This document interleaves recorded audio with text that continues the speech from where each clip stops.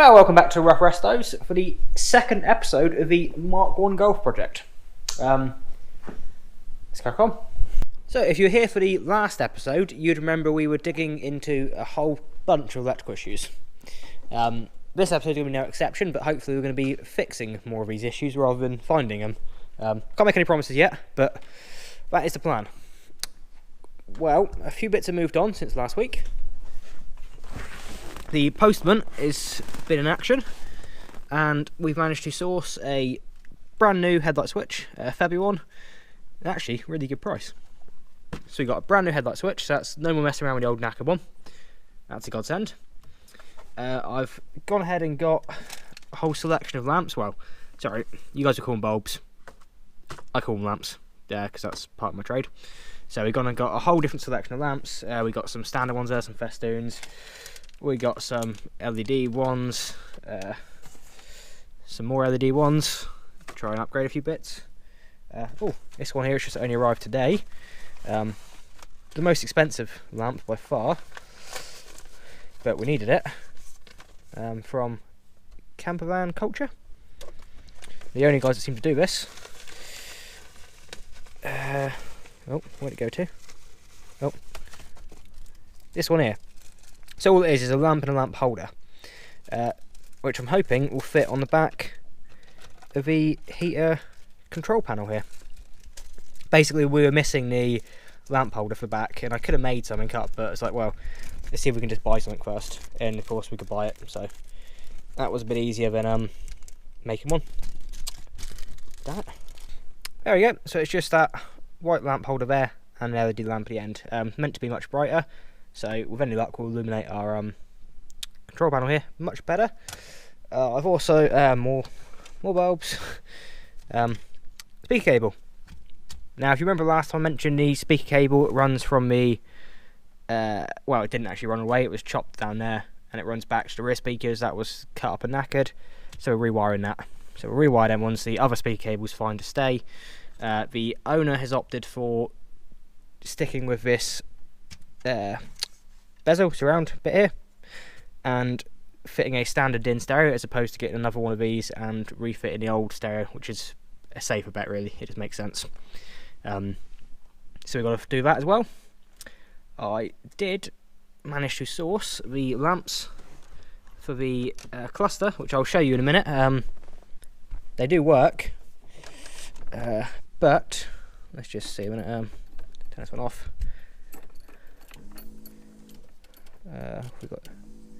We got multiple electrical issues going on again. Stop. There we go.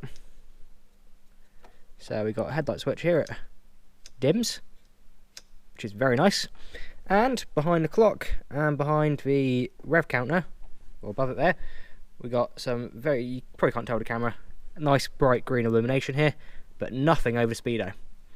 And I'll show you why in a second. Right, so where do we start on this one? That light wasn't working. It's fun enough, that one there. Now I know the GoPro's not very good at getting close-ups, but this PCB should be complete, and there should be 2 copper pads, which this little lamp makes contact with once it's twisted in. They're completely missing. So this has all been torn up, that's all knackered in that area there. Lucky enough, this one here has got its pad still, but the PCB's fallen apart, but it still works. This one back here is actually fine. So somehow I need to get power to this LED, but not using any of that because it's screwed. So I'm going to have to take off these other pads, or come off these other pads, or off one of these lamps and join into this lamp to get it on in there. So that works. So that's probably job number 1. What else do we have wrong with this here? Rather than a selection of electrical issues that are apparent, someone's been playing with this. I don't know why, but they've not done it any good. They've just cocked it up everywhere. Like this one here. So that should be fixed, but it's not actually. It just comes off. So that's not ideal. That needs fixing. All the clips have been broken aside for that. So we need to get that sorted. Same this one down here. It's broken, and the copper traces on the PCB are starting to come off. But lucky enough, they're all still there where the clips are. So we need to try and get that secured back and working, because I know when I wiggle this connector, the dashboard does funny things. So we've definitely got electrical issues there. That's not to say it could also be cracked traces down here. So this PCB could be... we're going to try fix it. We're going to try keep it and see if we can get use out of this. So I'm going to crack on, see what we can get fixed here in a minute, and see if we can get a set of working clocks.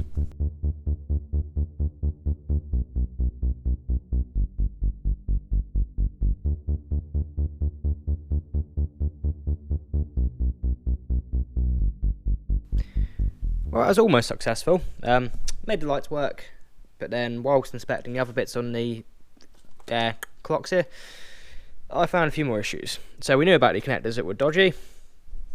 What we hadn't quite spotted at this point is Exhibit A. We have a burnt out track, which comes around, goes all the way down around here, down around, back to like one of these resistors. There's another burnt out track. It comes around, goes under this one, round, down, around, all that stuff. There's another damaged track there, another burnt out track there. That one looks like it's got warm as well. And there's just, yeah. So this PCB is buggered, what we're saying. There's just damaged tracks everywhere. It's just falling to pieces. Now, chances of us getting a PCB are very slim, so it's going to have to be another set of clocks. Ooh. Oh, this one's got mileage built into it. Digital, is it? Damn it, it has. Yeah. That's fine. Oh no, it's not. Right there. 157. Yeah. I forgot that's a trip computer in it. Yeah. Getting on one of these is not going to be fun. Another set of GTI clocks. But it's got to be done. So that's got to be left, which is really annoying because that was one thing I wanted to get fixed and back in today. So instead, we're going to have to work on the other bits in the car. I guess my next one, let's go for another complicated one. So we got the switch here for the headlights, which is great. So new switch works fine. Oh, now we've got some wipers. The issue we had, they stopped working almost instantly, but oh, we've got nothing now. Oh yeah, see. This is an issue. Move the headlight switch. See if things work. Yeah, just use the headlight switch to activate the wipers. That's not great. But what I can hear is I can hear a relay clicking down there as and when I move this. Stop, you stupid. I can hear a relay clicking as I move that. So that's going to be the next one, I think. And there we have it. That'll be why it's going clickety clack. That I think is our ignition live, which goes back to that relay, or the power for it at least, which is piggybacked off a bigger cable here. So I'm pretty sure this must be the permanent live that comes in from the battery. It goes to the headlight switch here, or along the lines anyway, and then it comes back off that to the ignition and such.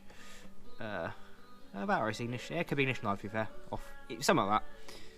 But the one that goes back to fuse box to activate that little relay, it does a lot of the auxiliary bits. Yeah, it helps if a crimp is crimped. And then, not to mention it, we've got all these other burnt out cables here. So that one here is, I think, is entirely burnt out. Yeah, so he's not even making any contact. So we'll find out what that does in a minute, but that'll explain more of our issues. Burnt out. That one's burnt out as well. Fantastic.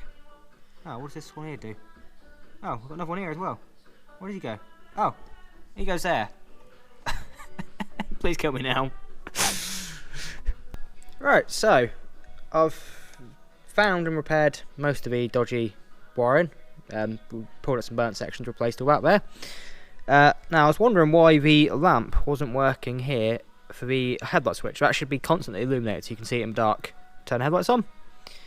Had a look behind it and realised there's a cable missing out of the lamp holder. The back there, so the cable missing should be there. Tested that one. That's a positive. So we need a ground there. There's no ground. So we're going to get a ground to that one But in my investigations here, I found another ground at the back here. I was wondering if that was maybe a ground for it, but I've just measured it with the tester, and it's come back saying we have 10.5 ohms of resistance between this brown cable and the earth of the car. So that tells me one or two things. Either this is a ground, it goes back to fuse box, but it's a really crap ground and there's some bad connections on it, and it's got 10.5 ohms of resistance, or this is a ground for something which is currently connected somewhere and not working, and it needs to be grounded again. It's previously had either a spade or a terminal on it, ring terminal, but it's been broken off.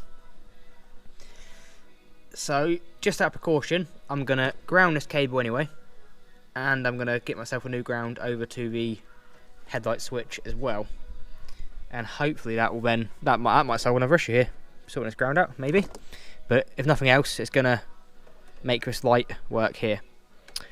And we've no longer got any clicking out relays, so it's all fixed. So, yes, what a pain in the ass this has been so far. Well, another little progress update here. We've got, actually, let's try to turn it. So, let's try over it. Headlight switch is now illuminated, thanks to getting a ground. I've grounded that other cable at the back there. Fixed all these cables. In doing so, oh, a minute. There you go. We've now got blowers. That's good. So that's nothing fixed. So we've got blowers fixed, got the headlight stuff fixed, the switch is now illuminated. All these other switches now also illuminate. Very dim, but they will illuminate in dark as well. So that's excellent. So now my options are left to fix. So we can't do the 12-volt socket because that's not arrived, which is annoying. Radio wiring. So I might well crack on with that. And then down onto the gauges, look at getting these sorted. Yeah, it's a shame the clocks are dead. Else that would have been nice to get it all back together and to get everything working, really. But still, we're making progress, so I can't complain too much. That's a wiring harness put in for stereo. Some cables that need to be tied up back there. Go new cables to the back. Even the interior light, well, semi-works. It only works on permanent. It also doesn't stay up there either, so need a new one of them, really. Yeah, stereo sorted, so turn it on, it should come on. It does.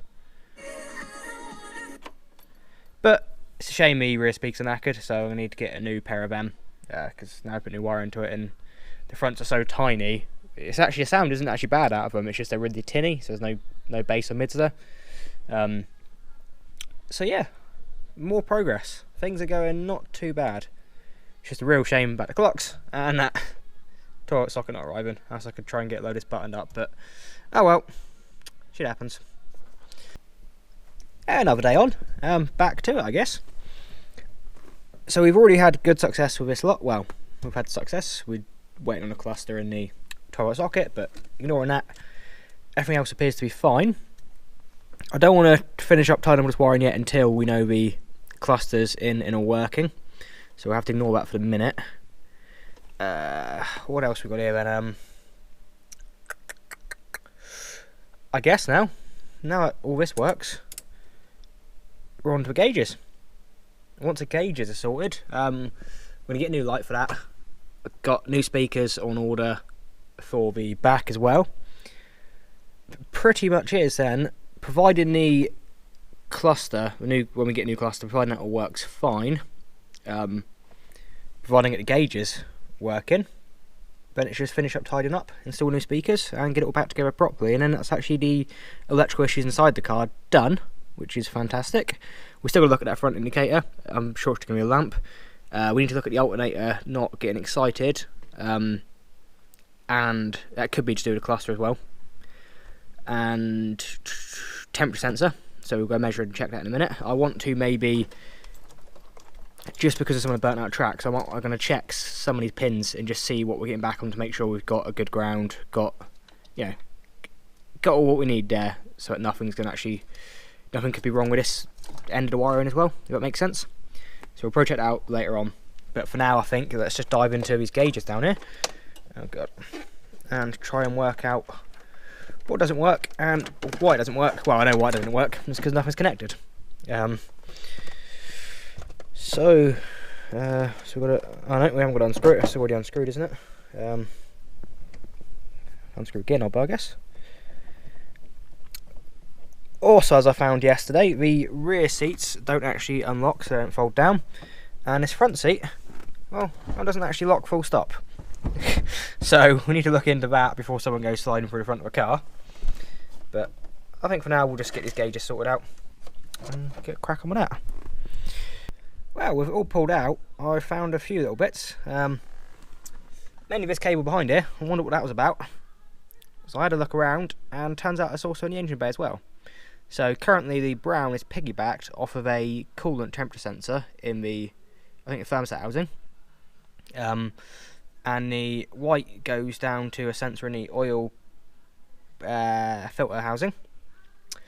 So off here we've got something in temperature, and we've got an oil temperature. So oil temperature sensor, and that'll be coolant temperature sensor. So we got, why are they giving you another coolant temperature sensor? Why not oil pressure? Yeah, oh well. And a volt gauge, so easy volt gauge, obviously just power. These will require power and then the sensor inputs. And yeah, I was hoping we'll just connect it up, but of course there's only one lamp holder. Only one out of all of them there, which isn't ideal.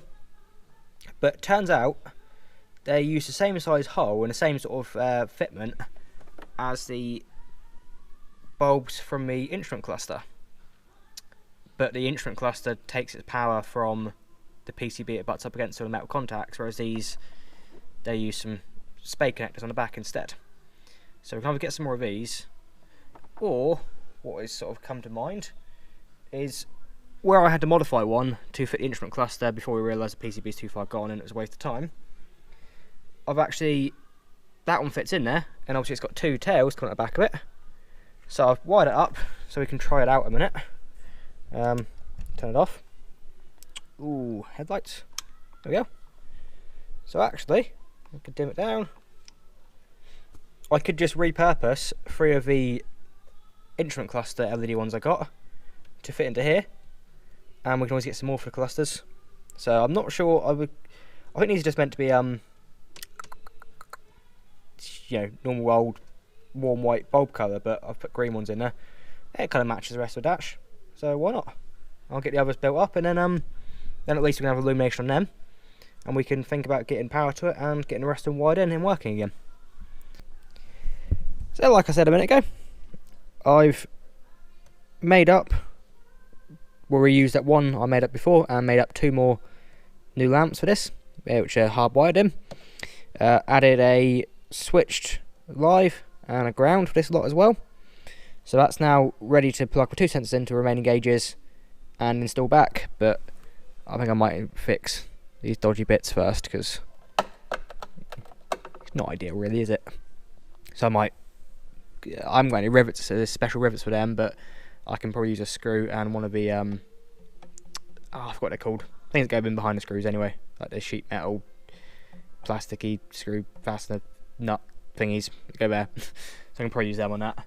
So I've got to get a switch live and a ground just across this unit now, and then I can put it back in, tidy it up, and we'll see if it works with any luck. That's wiring in. Well, needs to be tucked up in nicely, but that's all wired back into there. Everything connected up. So now if we turn the ignition on, gauges do stuff. Well, I said we do stuff. I'll just warm the engine up. So oil temperature, that's definitely working. Voltage, that's working nicely there. Coolant temperature, still not working. So that's, well, so we didn't have any coolant temperature sensor working on the dash, and we haven't got any on the gauge down there either. So that's now pointing more towards a wiring fault or a sensor issue, as opposed to, because they both use the same sensor, I believe, or, you know. So that's kind of a good sign. We can now look at, it's most likely not the dash causing that. And also, if I turn it off a minute, the lights, they also now work. I'll just work out where I left the switch to. No, that's hazard switch. There it is. There we go. So I think they look pretty pretty sweet. I'm not sure how well you can see it on the GoPro, it's not the best thingy, but we can dim them down nicely. For some reason this gauge at the end is different, and rather than being more backlit, it seems to somehow be more frontlit. Whether it's broken or slightly different age, I'm not sure, but they still look pretty sweet. So that's that good. Oh, I reckon we need to find out what's on with this temperature sensor. So what do we have here?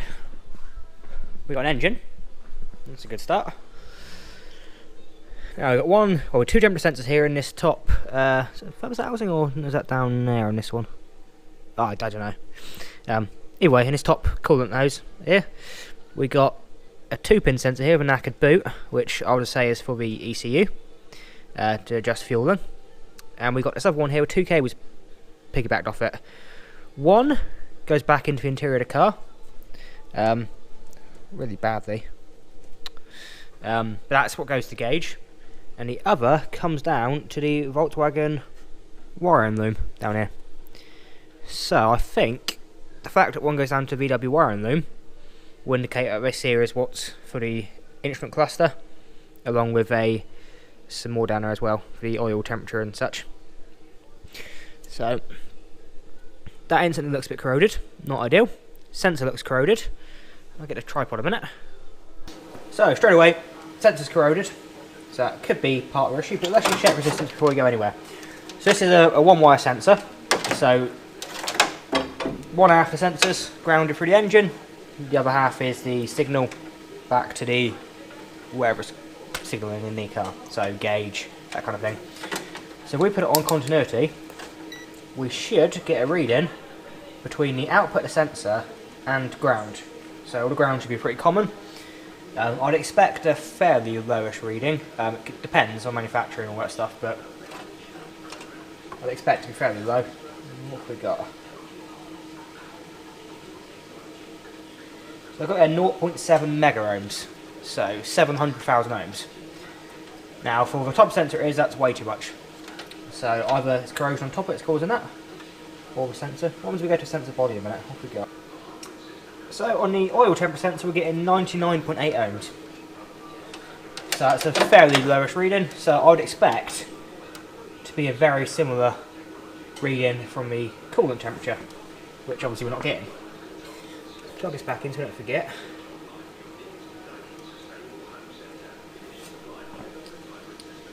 Let's just try to clean it up.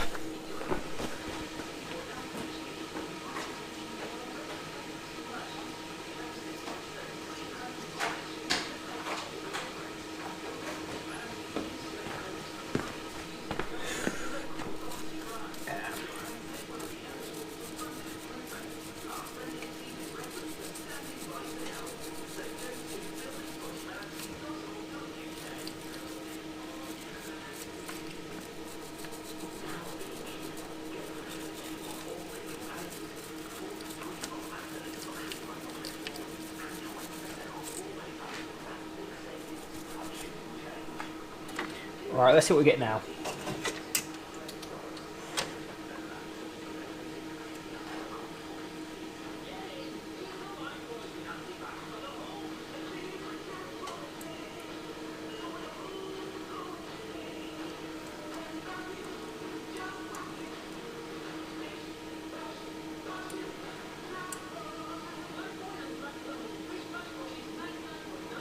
Yeah, we're still getting 1.7 k ohms.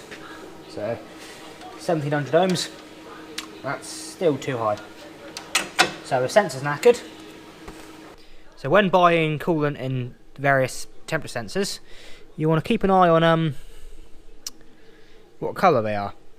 So you might not think it means much, but on a lot of old VWs, old Fords and all that, they all have like a colour to them. So this one here, it's got a black plastic ring around it. So this here would be a black sensor. You also get various ones like white sensors, green, blue, all that. And that determines what range it is, so that will match the age of the car, the set of clocks that's in it, and the gauge it's going back to.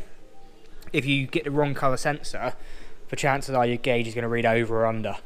So that's something to be noted. And obviously this crimp connector needs a new one there, but that sensor appears to be knackered. So we'll get a new one of them, redo this crimp connector, and that might well fix it. Hopefully, anyway. Okay, so probably our last issue of this episode is going to be the alternator. So I want to see if we need a new one of these. The belt I can see already is perished and knackered, so we need a new belt, but that's a couple quid. So, basically, if we undo it, or take the tension off the belt,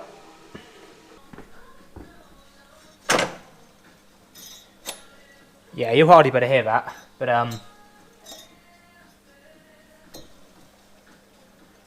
the bearings don't sound great in that. So we need to sort the alternator out then. This one is a, ooh,